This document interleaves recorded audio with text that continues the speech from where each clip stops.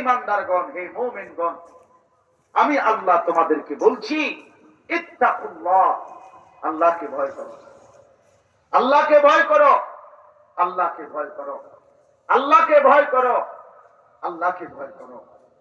দুই জিনিসকে বলে আল্লাহর ভয়। এক, সমস্ত গুনাহ বর্জন করা। দুই, সমস্ত আদেশ পালন করা। বাবারা, আপনাদেরকে বলি, আপনারা আল্লাহ ওয়ালার সোহবতেই থাকেন, আমরা জানি। পীর সাহেব চরমনায় রহমতুল্লাহ আলাইহি এবং তাদের পূর্ববর্তীও যারা বুজুর্গ, ওনাদের প্রত্যেকেই জবরদস্ত আল্লাহ ওয়ালা ছিলেন। হুজুরকে তো আমি সরাসরি দেখছি।